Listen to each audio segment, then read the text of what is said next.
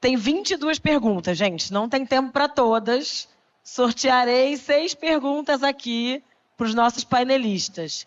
Aproveitando aqui o nosso intervalo, para vocês respirarem um pouco, quero reafirmar que essa mesa é uma organização, é uma iniciativa da Fundação Perseu Abramo em parceria com o Partido dos Trabalhadores na direção nacional. Uma salva de palmas para esse aniversariante maravilhoso, que no meio de seu aniversário, no meio dos seus festejos, organiza a luta, organiza os nossos debates. Vamos lá.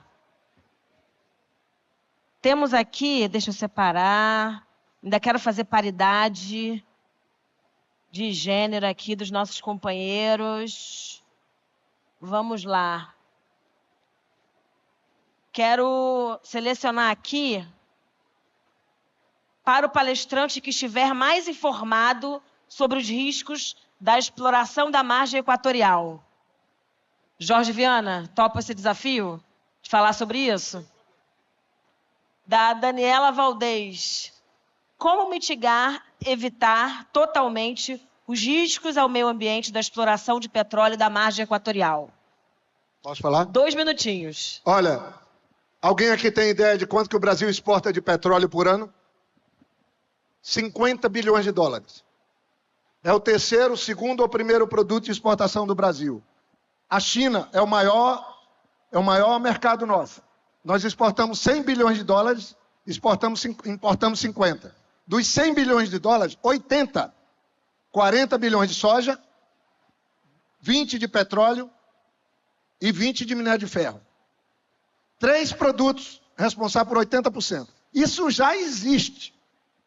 50 bilhões de dólares o Brasil explora. Sabe quanto que aqui no pré-sal, no Rio? Basicamente no Rio. Com a 4 tem que tomar muito cuidado. Mas ele agora 4 anos só, se for querer ficar mais 4.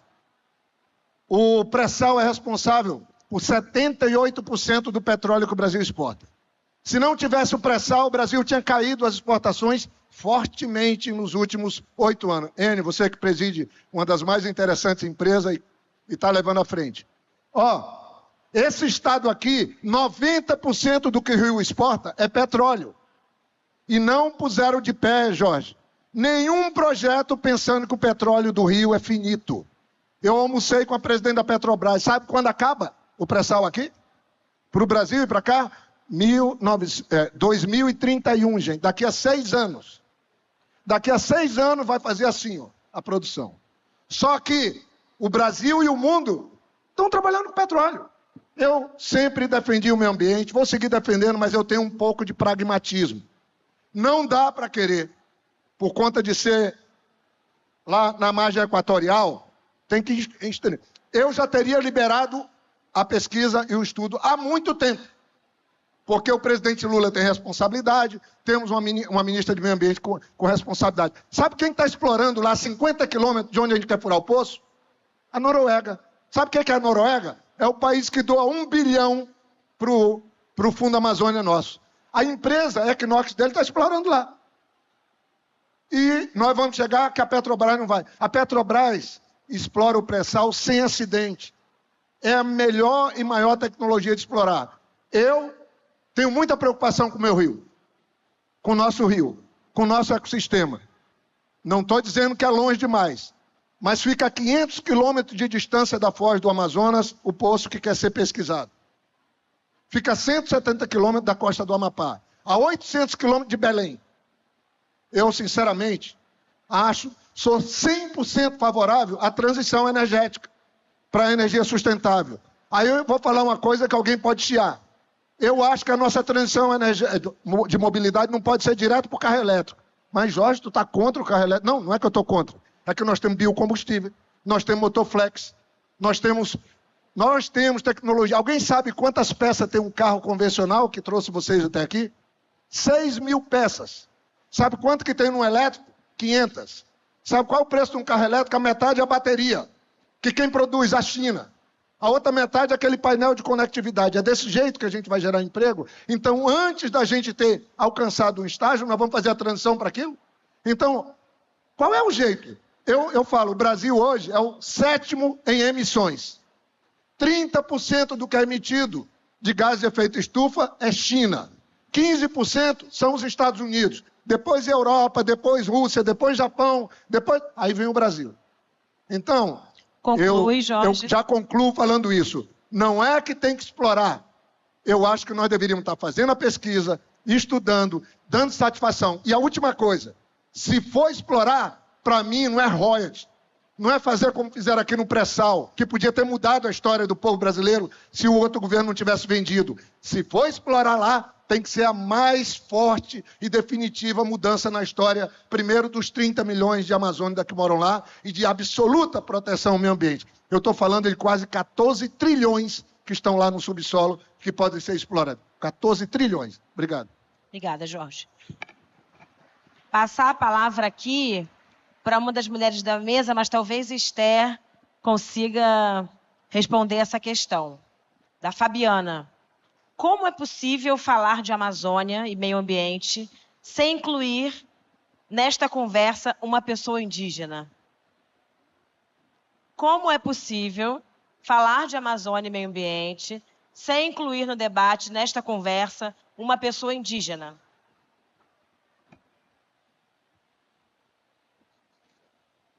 Aqui? Seria muito importante incluir uma pessoa indígena aqui, eu não tenho dúvida disso. Mas vamos tentando responder e incluí-los na nossa fala. Eu incluí o Jorge também, Mercedes também. A gente tem bastante proximidade com esses movimentos, sabe também o que é que eles estão pensando, mas o ideal seria incluir. Mas eu acho que não houve essa oportunidade, mas é super importante. Todos os debates da COP, eles estão incluídos. Eles têm feito muitos debates aqui em Belém sobre a COP 30. Os movimentos indígenas estão preparadíssimos para participar, têm pautas extremamente importantes, sabem o que querem e sabem ao que eles vão se opor também no processo da COP 30. Acho que eles têm demonstrado um vigor extraordinário. Se pudesse dizer, hoje é o movimento social mais vigoroso que nós temos, é o movimento dos povos indígenas. Muito bem. Palmas, gente. Força. Agora para Mercedes. Como é que a gente pode estimular, Mercedes, as ações individuais, como o plantio de árvores, coleta seletiva e o uso do transporte público, e se essas pautas não deveriam ser o foco da COP30? Obrigada pela pergunta, não sei quem fez, mas essa é uma questão importante. Hoje eu comento que nós temos que ter foco em todas as soluções possíveis. Ações individuais, elas têm um potencial enorme de reduzir as emissões, se calcula em cerca de 30%. Só que as ações individuais, elas têm que ser pavimentadas pelas políticas públicas. Então, quando a gente fala opção por um transporte público, você tem que ter um transporte público limpo, de qualidade, que funciona, seguro, no horário. A alimentação saudável significa que você precisa ter incentivo e um preço do alimento saudável mais apropriado do que aquele que é o alimento ultraprocessado. Então, as ações individuais, elas têm um papel, elas são contaminantes, né? Elas contagiam as pessoas, isso muda as comunidades, mas a gente não pode abrir mão das políticas públicas nos diferentes níveis, nacional e subnacional, que elas são importantes para permitir o espaço exatamente das ações individuais. Então, organizações comunitárias de base, elas são essenciais. Hoje elas são talvez o primeiro e principal caminho de resistência que a gente tem dentro desse quadro que o Jorge colocou, em que até do nível dos prefeitos aos governadores a gente não tem um ambiente muito propício. O foco de resistência efetivamente está nas organizações de base, mas a gente não pode abrir mão de continuar almejando e organizando políticas públicas que permitam que essas opções individuais sejam uma realidade. Obrigada. Salva de palmas. Mais uma rodada e vamos encerrar nessa rodada para as considerações finais. A provocação, perdão porque eu não estou lendo com clareza a sua letra, mas eu acho que é Tatiane Farias, do PT de Itaguá, São Paulo. Como levar esta pauta para a cidade comum, em alta vulnerabilidade, com tantas demandas urgentes? Fome, desemprego, entre parênteses, para que ele se para que ele se veja como parte da solução, exigindo mais das instituições. A pergunta vai para o Jorge. E aí um PS. Máximo respeito à sua trajetória. A sua trajetória. Não entendi qual. A pessoa fez um PSzinho, um post-scriptum, falando que ela tem máximo respeito pela sua trajetória. Ela comentou. Muito obrigado.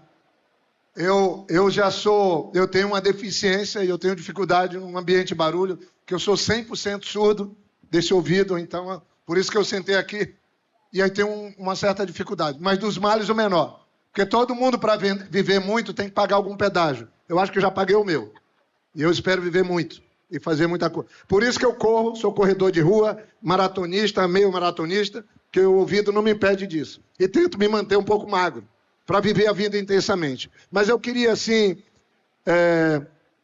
dizer que eu sou otimista. Gente, a maior discussão na COP vai ser pagamento por serviço ambiental. Se tem 30 milhões na Amazônia e os indígenas e os povos da Amazônia precisam ter uma parte desses recursos que o mundo quer colocar para reduzir a emissão. Então tem uma fonte.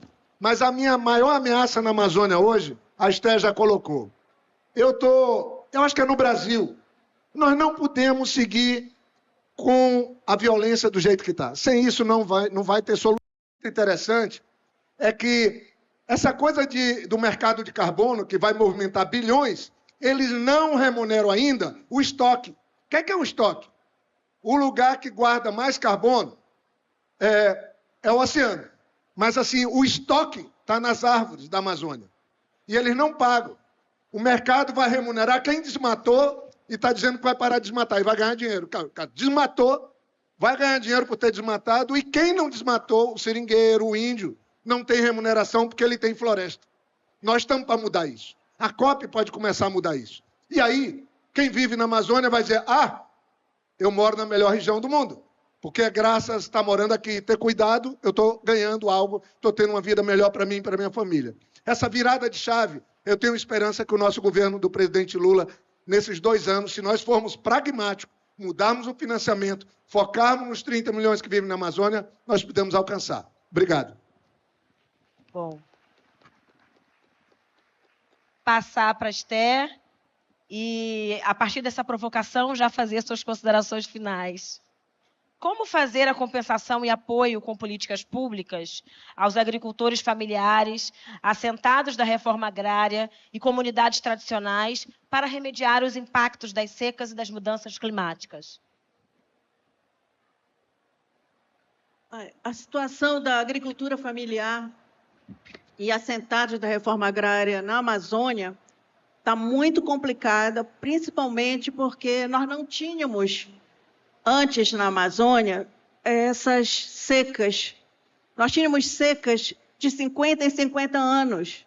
Agora, as secas são contínuas, são extremamente penosas na região. Antes, nós dizíamos que o Amazônia ainda não passava fome. Não passava fome quando ele tinha as suas condições naturais intactas. Hoje, ele passa fome, hoje, ele passa sede, e não há nada sendo feito para mudar essa situação. A agricultura familiar também na Amazônia e os assentamentos da reforma agrária, eles têm uma dificuldade de comercialização. Nós vivemos numa região imensa. Nós temos dificuldades que vão desde essas que eu falei, da mudança do clima que está acontecendo agora. A própria Mercedes já falou, sem chuva, sem capacidade de irrigar a agricultura, para a agricultura, sem a capacidade de ter um clima favorável, nós estamos condenando a agricultura. Então, as mudanças climáticas têm um impacto fundamental aí nesse processo. Outra coisa que acontece na Amazônia, nós estamos sendo invadidos pela soja. Hoje, se você for olhar, o crescimento anual das plantações de soja já é maior na Amazônia, no Pará, principalmente, e no Nordeste, do que no próprio Mato Grosso. Está crescendo numa velocidade muito maior. Isso significa agrotóxico. Isso significa dificuldade de você fazer agroecologia, porque o agrotóxico invade os rios, invade o solo. Então, tem uma série de dificuldades. A proposta que nós estamos fazendo, e que talvez possa mudar essa situação, é um financiamento do Estado, tanto para a agricultura familiar quanto para os assentados da reforma agrária, especialmente para os assentados da reforma agrária, um financiamento a fundo perdido do Estado, para que essas pessoas possam começar a sua produção, pelo menos por algum tempo, um financiamento temporário, a fundo perdido, para que essa população possa efetivamente produzir alimentos. Nós temos uma situação na produção de alimentos que, desde 2021, ela é muito clara. Vocês lembram das cúpulas de sistemas alimentares que a ONU fez? Antes, a cúpula de sistemas alimentares, ela era, na sua maioria, dominada pelos movimentos sociais, pela sociedade civil. Desde 2021, essa cúpula passou a ser dominada pelas grandes corporações. São as grandes corporações que hoje dominam os sistemas alimentares. São elas que dão os preços, são elas que causam a inflação quando isso é interessante, são elas que diminuem a oferta. Então, ou aumentam a oferta de acordo com seus interesses. Ter um movimento forte de financiamento, como eu estou a dizer, a fundo perdido para os pequenos e médios agricultores, principalmente para os pequenos, é um movimento de retomada do controle social sobre os sistemas alimentares. Nós podemos fazer isso para todo o Brasil. Nós já perdemos muito dinheiro com agronegócio, nós já perdemos muito dinheiro com mineração, nós já subsidiamos demais. Por que não subsidiar o pequeno? Mas subsidiar fortemente, com financiamentos de grande porte, para a gente mudar essa situação. Ou nós não teremos como sair dessa armadilha que nós estamos hoje. E na Amazônia, isso é urgentíssimo. Então, a solução seria essa. Ter um programa de financiamento e de assistência técnica para a pequena agricultura e também de pesquisa e desenvolvimento, porque a Embrapa hoje está tomada, está cooptada pelo agronegócio também. É uma parte muito pequena e uma parte marginalizada da Embrapa que trabalha para os pequenos agricultores, para a agricultura familiar e para os assentados. Nós precisamos de ciência também para mudar essas condições. Então, se nós tivéssemos ciência, financiamento e assistência técnica, com o conhecimento que a agricultura familiar tem da Amazônia e do Brasil inteiro, os nossos assentados, um conhecimento que eles têm da região, nós mudaríamos essa situação. Eu não tenho dúvida sobre isso. E, para encerrar, eu gostaria de agradecer a oportunidade, ao convite do presidente da Fundação, Paulo Okamoto, a Fundação Perseu Abramo. A Fundação Perseu Abramo tem promovido muitas discussões na Amazônia. Há mais de 40 anos, nós temos sucessivas conferências na Amazônia para discutir o que nós queremos, para discutir as nossas pautas. Nós temos essas propostas que eu apresentei aqui, são propostas que são fruto dessa discussão, dos fóruns da Amazônia, das conferências da Amazônia, mas nós precisamos ser ouvidos. Nós precisamos ser ouvidos nas políticas que são feitas para a região. Então, nós precisamos que o governo, que o partido tenha sensibilidade em ouvir os amazônicos quando está pensando a região. Tá? Muito obrigada. Muito bem, Esther. Agora, passar a palavra para a nossa maravilhosa, e a partir de uma provocação da nossa secretária nacional de mulheres, nossa dirigenta, Anne Moura. Como o governo pode incluir os movimentos sociais na construção da COP, principalmente os movimentos da Amazônia?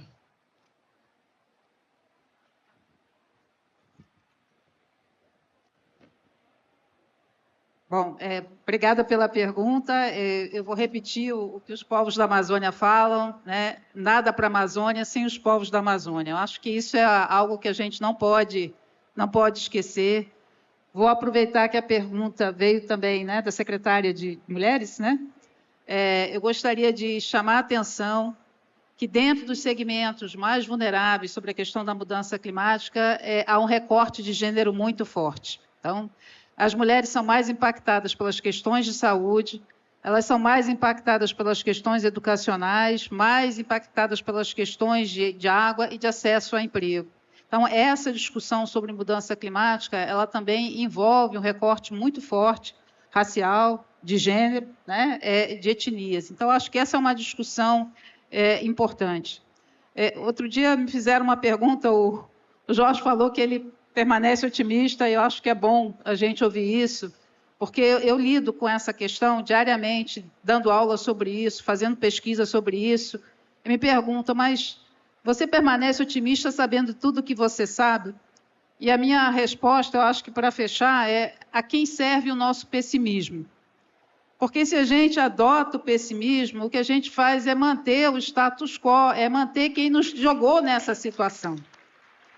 Então, nesse momento, a gente não pode perder não só o otimismo, mas a capacidade, sendo realista, né, o realismo esperançoso, né, do Ariano Suassuna, mas é aonde está a semente da mudança.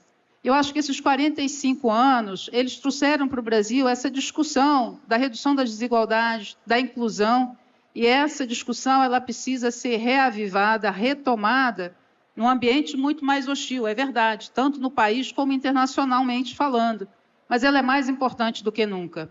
Então, cultivar a nossa crença na capacidade de mudar, porque se a gente entrega os pontos, aí é que a gente não muda nada mesmo, né? Então, eu gostaria mais uma vez de agradecer a oportunidade de estar aqui, colocar novamente a ciência e a comunidade científica a favor desse debate. E hoje, só para fechar novamente com a discussão de povos e comunidades indígenas, a própria comunidade científica entende hoje a necessidade e a importância de ter um diálogo entre os diferentes saberes. São diferentes sistemas de conhecimento e a gente ganha mais, essa é uma outra vantagem do Brasil, quando a gente consegue integrar o conhecimento científico com o conhecimento tradicional. Muito obrigada. Que potente! Companheirada, estamos chegando ao fim dessa mesa potente, que não foi só sobre a COP30, foi sobre o próximo ciclo mais verde, mais sustentável do Brasil que a gente precisa construir.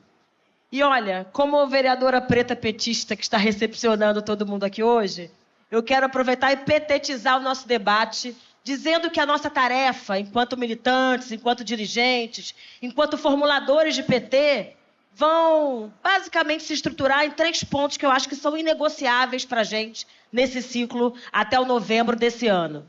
Primeiro, como é que a gente fortalece o PT? E é muito potente, muito importante a fala do Jorge, quando posiciona que é por conta desse partido que a ampla maioria das políticas públicas ambientais e climáticas foram forjadas.